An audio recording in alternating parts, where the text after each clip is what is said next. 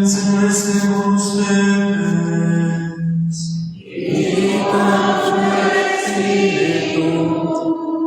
Proclamación del Santo Evangelio según San Juan.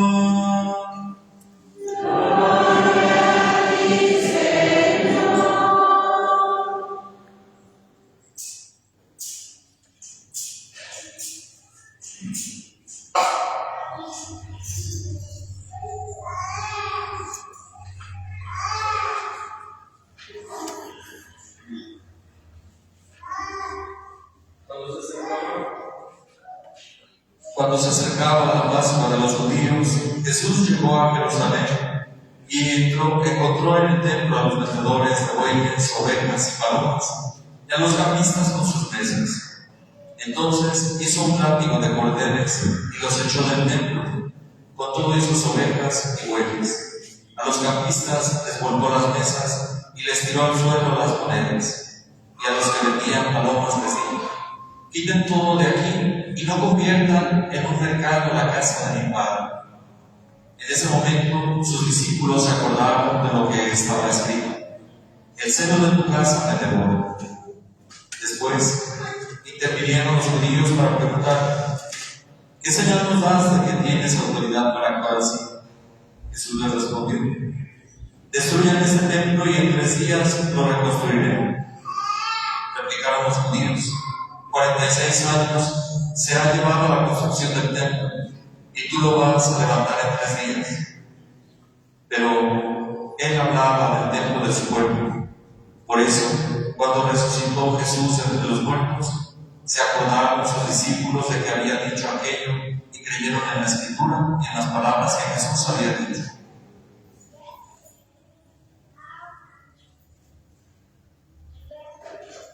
Palabra del Señor. Gloria a ti, Señor Jesús.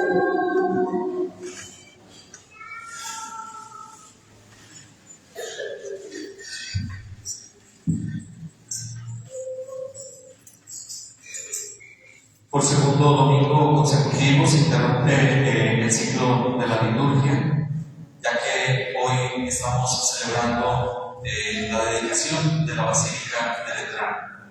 ¿Y qué tiene que ver eso con nosotros? Pues mucho, todo lo que también significan nuestras celebraciones. Un 9 de noviembre fue dedicada esa basílica, así como también hace apenas unos días que fue también consagrado este espacio. De hecho, por eso están encendidas las velas en esta celebración, porque nos unimos también a la consagración, a la dedicación de la Basílica de Letrán. Yo les decía cómo nuestra iglesia es tan hermosa, tan vinculante, y que sabemos también nuestro origen. En los días que nos estábamos preparando para celebrar los 50 años, o al menos, la celebración de los 50 años,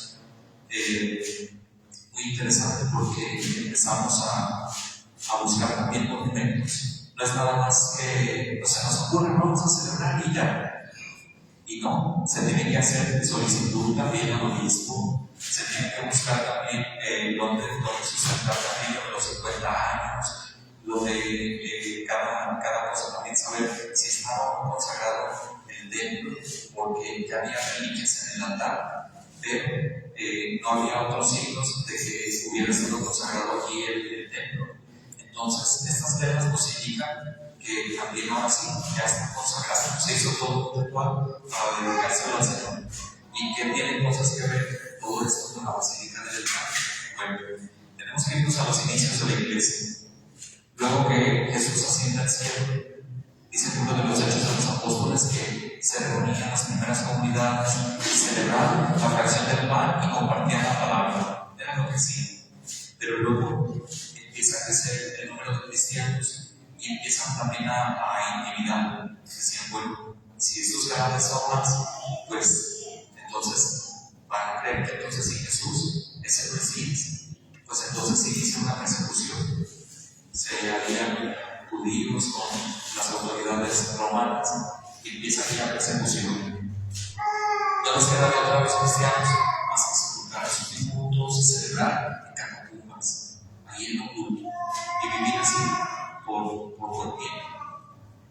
en el siglo IV, año 320, que entonces Constantino declara que la iglesia, pero que la religión cristiana es la religión oficial del imperio. Y entonces, ahora donde se iban a reunir todos aquellos que eran cristianos, pues se regalan lo que era en su salón, su palacio, de su palacio real, regalan el salón, que en griego, Basileia significa rey, y para quien sabe etimologías y quien no, pues también los términos icoica significa relativo a, entonces basílica significa relativo al rey, lo que le pertenece al rey. Entonces él regala ese salón que ha cambiado mucho en la estructura. Era un salón también largo, donde había una parte un poco más elevada, donde había una silla desde donde presidía el rey.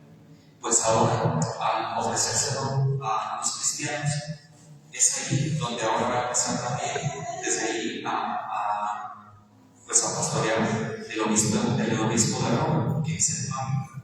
Entonces, es la primera iglesia, o algunos dicen, la madre de todas las iglesias. Entonces, esto que les decía, cuando empiezo a investigar, a ver si va a estar aquí consagrado al templo. Entonces, aquí hay documentos de hasta 1939, aquí en Santa María. Entonces, si quiero los documentos más antiguos, pues teníamos que ir, pues que investigar en San Sebastián. ¿Por qué? Porque San Sebastián era la parroquia madre de Santa María.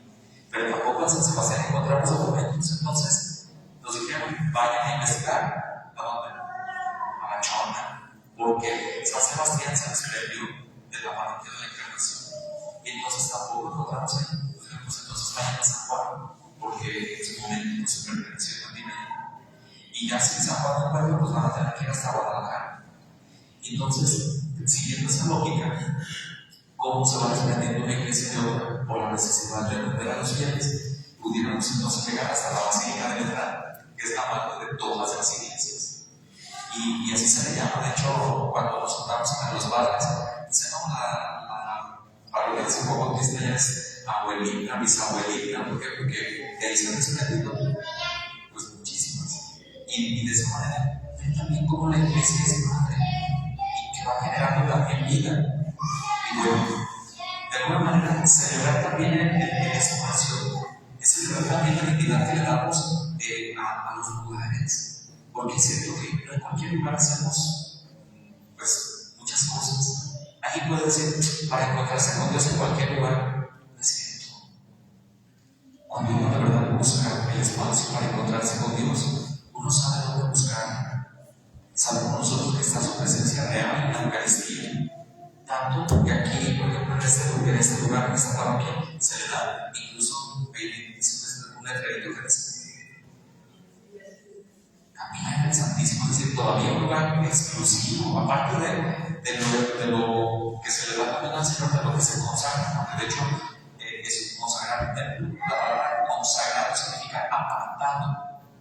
Entonces, una persona que se consagra es una persona apartada. ¿Para quién? Para Dios. Entonces, el hecho de que se consagre un espacio es decirle a Dios, este está apartado para ti, este te pertenece a ti. Yo les decía ayer a los niños en la misa de 6, cuando uno recibe visita en su casa, por ejemplo, si ustedes recibieran visita en su casa, les gustaría que la visita anduviera bailando los muebles, quebrando platos. Y pues, dicen los niños, no. Digo, bueno, pues entonces esta es la casa de Dios. ¿Y por qué nosotros sí la descuidamos? Desde, por ejemplo, nos recibimos los pies a las escaleras y luego otros niños nos bajaron, y luego los estuvieron bailando. Sí, tenemos que cuidar este espacio.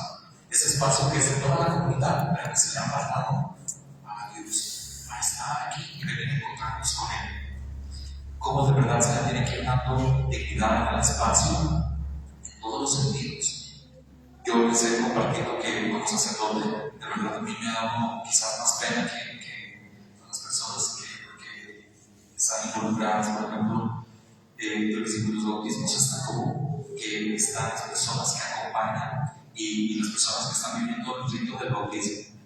Y a veces las personas que acompañan se quedan con y es como bueno, plática. De hecho, yo aquí en Santa María les he dicho a los tres, bueno, si quieren saberse un poquito, hay una plática más a gusto, aquí es la casa de Dios, hay que enseñarnos también a respetar su lugar apartado para Él, para que el público se encontremos con Él, para platicarnos más a gusto, llevarnos un arbolito y como ese detalle nosotros tantos. Yo les he dicho, por ejemplo, si a mí me dijeran, oye, vas a tener un encuentro con el obispo, pues estoy mascando chicle, pues lo tiro, porque pues qué vergüenza que me vaya viendo el obispo mascando chicle, y si a lo mejor voy a tener una cita con él, pues hasta me pongo mi camisa clerical y todo, porque pues para ir bien formal. Y en esta cuestión, por ejemplo, recuerdo, a lo mejor los padres de ahora no nos atrevemos tanto a decirlo, pero cuando yo era monaguillo, como los niños que están aquí, en la parroquia de donde yo soy originario, recuerdo que uno de los padres venía todo el séquito de matrimonio, el novio adelante con sus papás, todos los padrinos, incluso como la novia atrás. Y le dice el padre al novio, oye, quítate tu saquito para que se lo prestes a tu futura esposa. Entonces, si él ya conoce su cuerpo, tú pues, vas a tener el derecho, pero pues todos los demás, ¿por qué tenemos que conocer? Y si un poquito escondada la novia, entonces le piden el saco para tapar. Y dicen, pues sí, es un espacio sagrado, tienen que saber de qué viene aquí. Por otra parte, igual también, o sea, creo que identifica uno esta parte que decía, ¿no? Yo lo veo en mi familia, vamos a ir a poder. Vamos a poder hacer esta playera de tal equipo y luego tenis. Voy a ponerme las botas y la camisa de cuadros para pues, que se vea dónde voy. Igual en la iglesia. ¿Sabe también a qué venimos? ¿A qué espacio estamos aquí? Y esa es una manera de respetar el espacio sagrado también. Como incluso nosotros lo hacemos de manera ordinaria. Les he dicho, no, pero es un ejemplo muy burdo si quieren, pero digo, en la casa de cada quien tenemos un espacio donde comer, no nos vamos a comer a cualquier lugar de la casa, ¿verdad? En algunos lugares no es muy adecuado. Y entonces, pero uno también el espacio le da esa dignidad. Como Cristo también en el Evangelio hoy dice que llegó al templo y se encontró que estaban los vendedores y los cambistas. Había vendedores de ovejas, de bueyes y palomas, y los cambistas de monedas. ¿Qué es lo que le molesta a Jesús? Que estaban en un espacio sagrado. Y entonces, se me hace muy bonito un libro de un padre jesuita que habla sobre la inteligencia emocional de Jesús. Y dice que el enojo de Jesús no fue un enojo irracional, no fue un enojo visceral. ¿Por qué? Porque cuando las personas nos enojamos desde las vísceras, llegamos y hacemos destrozos. No, Jesús dice todavía, fue a hacer un látigo de cordeles. ¿Cuánto tiempo se habrá llevado haciendo ese látigo? Dice en las terapias, cuando las personas somos muy explosivos, cuenta hasta 10. ¿Por qué? Porque contar hace un camino se hace hacer que vayamos bajando poco a poco. Pues Jesús se retiró, todavía tuvo la capacidad de hacer el látigo de cordeles y regresar y decirles por qué era lo que estaba haciendo, qué fue lo que llegó diciendo. No conviertan en un mercado la casa de mi padre. Si les estoy dando razones, y es esto. Empezó a sacar todo. Dice que golpeó las mesas y que las monedas cayeron por el suelo. Es decir, aquello a lo que ustedes le estaban dando una importancia, diciéndoles Jesús a la gente de ese tiempo y de ese momento. A lo que ustedes le estaban dando importancia, eso no es. Y les dice a los de las palomas, quiten todo. Y esta parte es muy bonita, todos los signos que guardan. ¿Por qué? Porque las palomas eran la ofrenda que hacían los más pobres. Cuando llevaron a presentar a Jesús, que llevaron los señores, decían, como describían un par de tortas o un par de pichones. ¿Por qué? Porque era la ofrenda que podían dar los pobres. Pero ¿qué es lo que le grita a Jesús? Que vamos a decir que si el par de palomas costaba 100 pesos y llevaban sus 15 pesos para salir del templo y comer, pues resulta que llegaban y les decían, pues si quieres las palomas te cuestan 115. Y era una abuso. Dice este padre jesuita que se había elevado al 15%. O sea, aparte ya llevaban ganancias más del 15% que ellos comentaban.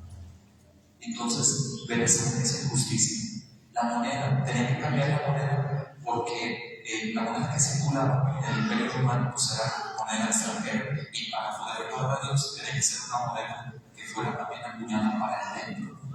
Entonces llegaban y hacían el cambio y también una injusticia. Ya la moneda no valía lo mismo, también se las multiplicaba. Y entonces esto es lo que Jesús no permite, la injusticia. Y bueno, más allá de solo el templo material, luego le preguntan a Jesús los mismos judíos, ¿qué razones, qué señales nos das para hacer todo esto? ¿De dónde viene esa autoridad? Y dice Jesús, destruyan este templo y en 3 días lo reconstruiré. De alguna manera se volvió, ¿cómo lo vas a derrumbar en 3 días lo vas a construir? Si no lleva 46 años su construcción. ¿Y cómo tú dices que en 3 días lo vas a reconstruir? Bien, dicen sus discípulos entendieron que no se refiere al templo material, sino a su pueblo. Y es aquí donde da el salto también da ese salto ontológico a la dignidad del ser humano. Como el ser humano vale también, y que incluso San Pablo nos lo dice en la Santa Lectura, que no se dan cuenta que ustedes son templos vivos, donde Dios habita, donde habita el Espíritu de Dios. Y es también esa parte, como el mismo Jesús toma un cuerpo material para encarnarse de nosotros, se encarna, toma nuestra condición para habitar entre nosotros. Y es Dios que habita también en cada uno de nosotros a través de su Espíritu. El día de nuestro bautismo, igual que Jesús, recibimos el Espíritu Santo. Y entonces estamos llamados también a cuidar nuestra persona, a cuidar las personas de los demás. Yo les decía que particularmente a mí no me agrada mucho cuando por estar en esa empezamos a poner apodos o a criticar a personas por su aspecto físico. Realmente, ¿quién está como quisiera estar? Estamos como Dios nos ha hecho, y creo que para Dios ninguno somos imperfectos. Nos dio un ser que para Él es perfecto. Incluso nos dice que estamos hechos a su imagen y semejanza.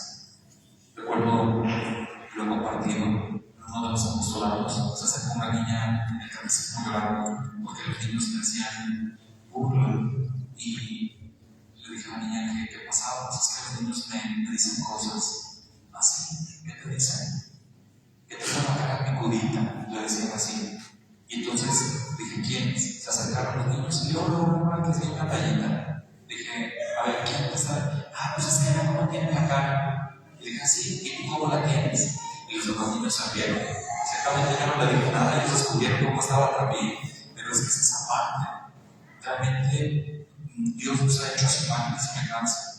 Y de verdad, eso de burlarse del aspecto físico de una persona no tiene mucho sentido. Más bien es respetar también lo que Dios nos ha dado, como Dios nos ha hecho, y que nos invita también a que valoremos su presencia en cada uno de nosotros, a que valoremos también la presencia de Dios en el propio. Dice San Pablo, y directamente decía San Agustín, cada vez que escuchemos de la divinidad del templo, recordemos que la iglesia está construida por vidas vivas, es decir, cada uno de nosotros. Así como una escuela sin alumnos, ¿qué es? Y una iglesia sin sus fieles. Es decir, el Señor valora también la dignidad de cada individuo, de cada persona, la constitución que tenemos cada uno de nosotros, por el simple hecho de que Él habita también en cada uno de nosotros. Pidámosle pues que nos ayude a revalorar a nuestra iglesia, que sepamos también la dignidad que tienen sin los espacios, que es lo que celebramos en este día, porque Cristo también, Él mismo dice, yo soy el templo. Yo soy destruyan ese templo y en 3 días lo reconstruiré, hablando de sí mismo. Pues celebrar también el templo es celebrar a Cristo, es celebrar nuestro nacimiento, es celebrar a la iglesia. Digámosle que nos ayude, pues, insisto, a revalorar